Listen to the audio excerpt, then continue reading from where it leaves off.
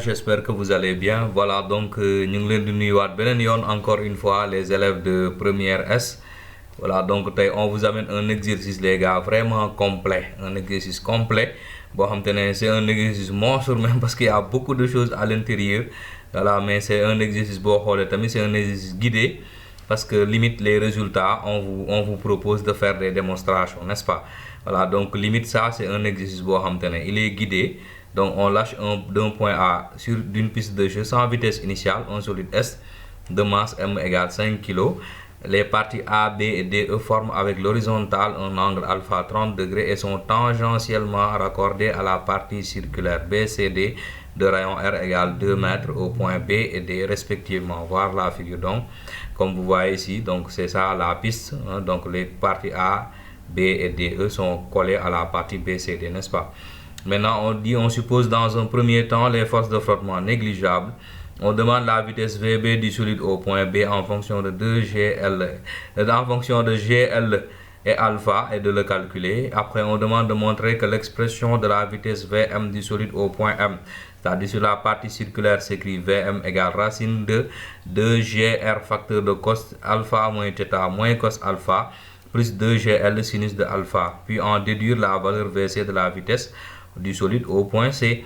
Maintenant, on dit en réalité le solide arrive en D avec une vitesse VD qui est la moitié de la vitesse en B à cause des forces de frottement constantes le long de la piste. Maintenant, on dit voilà, comme je vous le dis, on vous guide. On dit donc en appliquant le texte entre B et D, montrer que l'intensité F des forces de frottement s'écrit F égale 3 mVb carré sur 16R alpha.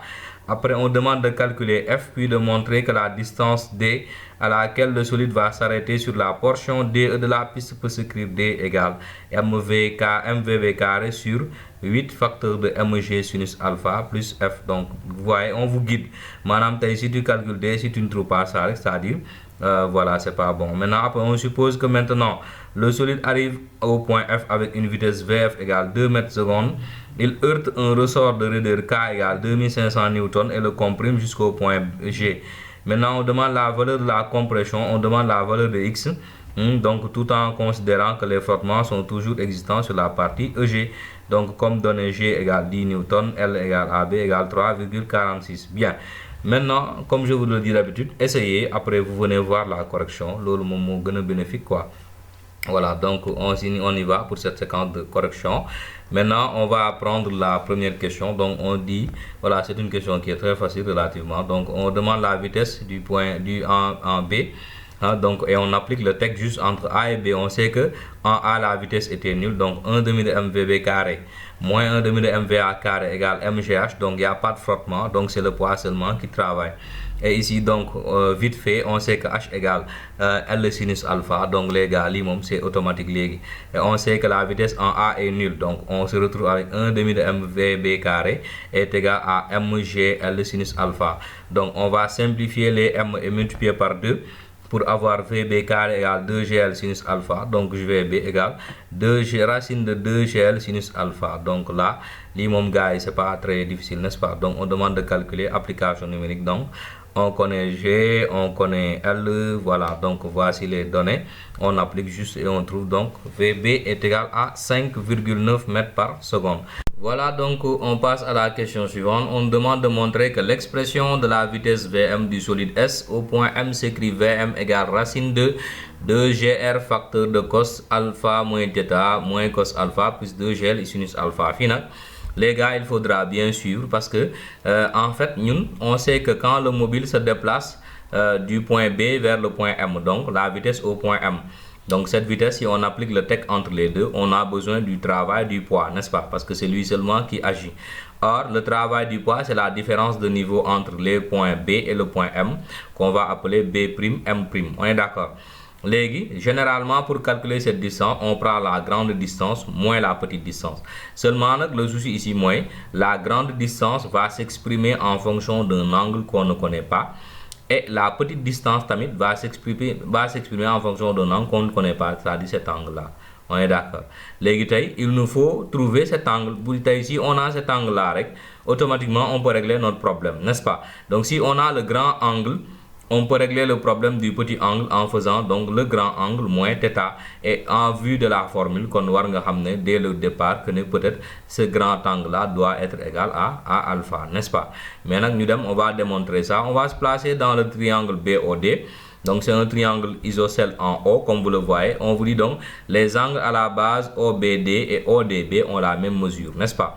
Alors, nous, on va dire que OBD plutôt, cet angle-là, cet angle, il est égal à pi, c'est-à-dire l'angle plat, 180, moins cet angle-là, ici, on sait qu'il y a une perpendicularité. Donc, c'est pi sur 2 plus alpha. Donc, pour avoir cet angle-là, on fait pi moins pi sur 2 plus alpha. On est d'accord? Donc, l'on l'a appliqué ici, on fait donc pi moins pi sur 2 plus alpha. En enlevant la parenthèse, ça nous fait pi moins pi sur 2 moins alpha. Pi moins pi sur 2 égale pi sur 2. Donc, l'angle OBD de cet angle-là à la base mesure pi sur 2 moins alpha. Du coup, qu'est-ce qu'on fait? On va se placer donc dans le triangle isocèle toujours. On va essayer de récupérer cet angle-là parce qu'on sait que comme les angles à la base ont la même mesure, la somme des angles d'un triangle c'est 180, c'est-à-dire pi. Donc si on fait pi moins 2 fois cet angle, on trouve donc l'angle BOD et c'est ça qu'on applique. Donc c'est pi moins le double de l'angle à la base. Du coup, en développant, ça nous fait pi moins 2 fois pi sur 2, c'est moins pi, moins 2 fois moins alpha, c'est plus 2 alpha. Par conséquent, BOD est égal à 2 alpha, n'est-ce pas? Voilà, le plus simple va venir. On sait que C se trouve à la verticale, donc C est une bisectrice. Donc pour cet angle-là, BOD, comme cet angle BOD mesure 2 alpha, donc l'angle BOC va mesurer alpha. C'est bon. Voilà, donc c'est comme ça qu'on retrouve le alpha. Maintenant, on applique le texte entre B et M et vous allez voir, c'est très facile. On dit 1 demi de MVM carré moins 1 demi de MVB carré égale MGH. Donc H égale OM' moins OB', n'est-ce pas? Maintenant, OM', c'est R, c'est-à-dire le rayon cosinus de l'angle là. Cet angle, on sait que BOC mesure alpha, donc cet angle va mesurer alpha moins θ, n'est-ce pas? Alpha, c'est BOC, le grand angle, je le rappelle. Ce petit angle-là qui concerne le OM' va mesurer alpha moins θ, n'est-ce pas? Et maintenant, le grand angle ici, il va mesurer donc, il va mesurer alpha, on le sait. Donc, OB', c'est OR cosinus de alpha, parce que c'est ce grand angle-là qui concerne OB', n'est-ce pas? Maintenant, il ne reste plus qu'à faire un R en facteur pour avoir donc R facteur de cos alpha moins θ moins cos alpha. Et là, maintenant, mettre ça dans notre formule. Du coup, c'est ça que nous avons. Donc, 1 demi de MVM carré moins 1 demi de MVB carré égale MG R facteur de cosinus alpha moins θ moins cosinus de alpha. Du coup, qu'est-ce qu'on fait? Nous connaissons déjà VB carré. VB, on l'avait calculé. C'est racine de 2GL sinus alpha. En élevant au carré, la racine s'en va. En multipliant partout par 2, qu'est-ce que nous aurons? Nous aurons donc, voilà, donc nous aurons, ça c'est, en multipliant par 2, le 2 là va simplifier. Donc, il restait 2GL sinus de alpha pour chose, comment ça s'appelle? Pour le VB. Et ici, donc, on aura naturellement donc 1, 2 facteur de 2 multiplié par GR. N'oubliez pas, donc, on a simplifié aussi le M. On est d'accord. Voilà, donc c'est ça que nous avons. Du coup, on transpose tout simplement et on pose la racine pour retrouver ce qu'on nous a dit. Donc, VM égale 2GR facteur de cosinus alpha moins θ moins cos alpha plus 2GL sinus de alpha. Maintenant, après, on demande d'en déduire la valeur de la vitesse VC au point C. Ça, c'est une donnée très facile. On utilise en déduire, on a dit, donc on prend la formule précédente.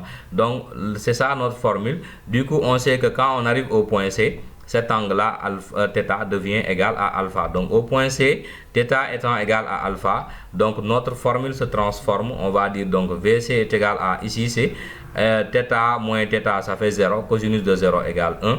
Donc, VC égale 2GR facteur de 1 moins cos alpha plus 2GL sinus alpha. Et l'application numérique nous donne VC égale racine de tout ça. Après vérifier avec la machine, ça vous fait VC égale 6,3 mètres par seconde. Bien, maintenant on dit qu'en réalité le solide arrive en D avec une vitesse VD égale la moitié de VB à cause des frottements. Et maintenant on demande d'appliquer le texte et de démontrer que F égale 3 MVB carré sur 16 R alpha. Du coup, qu'est-ce qu'on fait? Nous allons juste faire ce qu'on nous a dit. On applique le texte. Voilà, donc si on applique le texte, c'est ça que nous avons. Entre B et D, donc je rappelle que B et D se trouvent au même niveau. Donc le H sera nul, n'est-ce pas? Donc maintenant, il y a MGH moins le travail de la force de frottement entre cette partie-là, donc qui est constituée par l'arc BD, n'est-ce pas? Donc, et H égale 0, donc ça règle notre problème ici. L'arc BD, c'est égal à l'angle multiplié par le rayon, n'est-ce pas? Or, l'angle égale alpha, donc du coup, ça nous fait 2 alpha fois R. Donc, c'est ça pour l'arc. Du coup, en remplaçant, donc on remplace aussi VD par VB sur 2 parce qu'on sait que VD égale VB sur 2.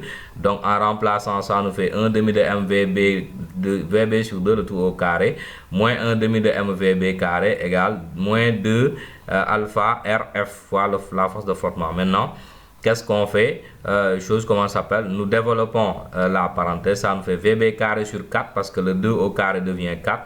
Les 1 demi de M devant, moins ici toujours 1 demi de, voilà, donc MVB carré, moins 2 alpha RF. Maintenant, qu'est-ce qu'on fait? On va essayer de réduire au même dénominateur. Donc ici, le dénominateur commun, voilà, donc ici en multipliant, on a 2 fois 4, 8 sur le numérateur. Ici, donc, on a 2 fois 4, 8 et le numérateur. Donc, moins maintenant, si on fait monter MVB carré sur, en haut, sur 2, égale toujours 2, moins 2 plutôt, alpha RF. Et là maintenant, qu'est-ce qu'on fait? On regroupe, comme on peut réduire au même dénominateur, on multiplie donc partout par 4 pour avoir donc 8 ici et là 4 en haut. Donc ça fait MVB carré moins 4 MVB carré est égal à moins 2 alpha RF. Et là maintenant, en calculant en haut, nous avons MVB carré moins 4 MVB carré, ça fait moins 3 MVB carré sur 8 égal à moins 2 alpha RF. Du coup, on multiplie partout par moins 1 et là on change un peu l'ordre pour pouvoir faire notre application.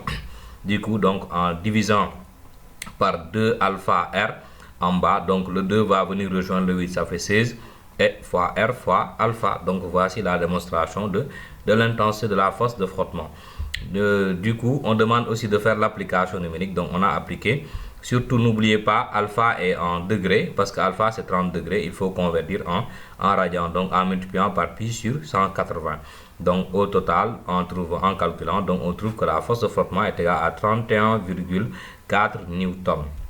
Bien, on passe à la question suivante. On demande de montrer que la distance D à laquelle se trouve le solide, à laquelle le solide va s'arrêter sur la portion, peut s'écrire D égale MVB carré sur 8 facteur de mg sinus alpha plus f.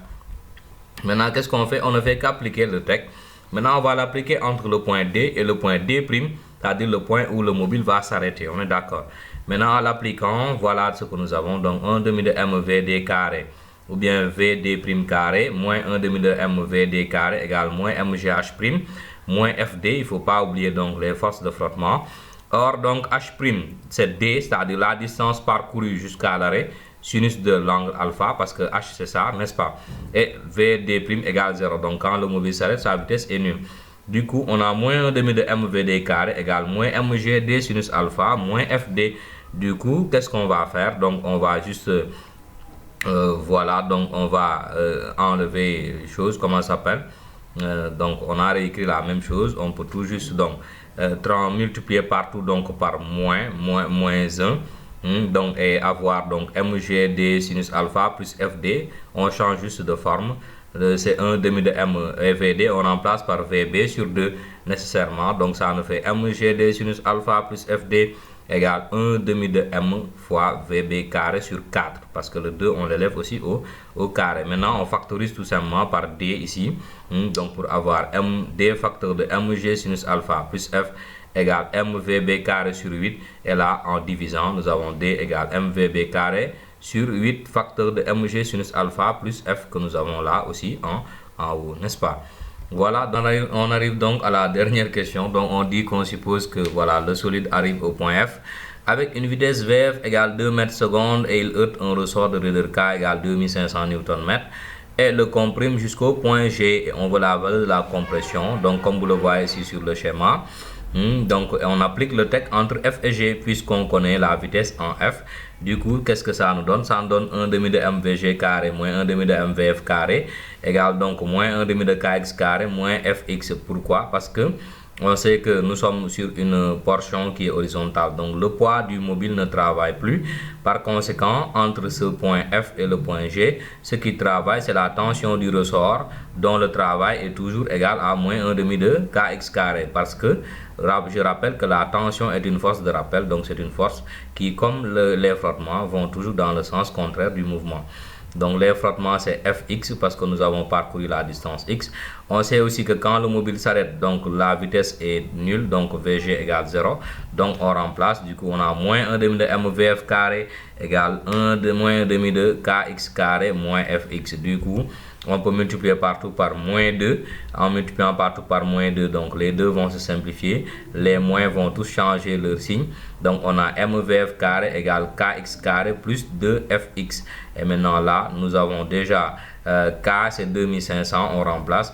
Donc 2f, f c'est la force de frottement, on l'avait calculé, c'est 31,4. Donc est égal à chose comment ça s'appelle vf carré. Je rappelle que m, la masse c'est 5 kg, la vitesse vf c'est 2 au carré égale 4. Donc par conséquent, nous avons une équation du second degré. 2500x carré plus 62,8x moins 20 égale 0. Donc delta ici, en calculant, vous allez voir que vous allez avoir quelque chose comme 451,6 au carré. Du coup, on peut poser nos deux solutions x1 qui est égal à moins b moins racine de delta sur 2a, on trouve un x négatif, donc on ne prend pas. Et le deuxième x, donc qui est égal à voilà moins b plus racine de delta sur 2a, et ça nous donne 0,07 m qui est égal à 7 cm. C'est bon. Voilà les gars, j'espère que la vidéo vous a plu. En tout cas, c'est un exercice très complet. Je vous propose de vraiment le revoir encore une fois.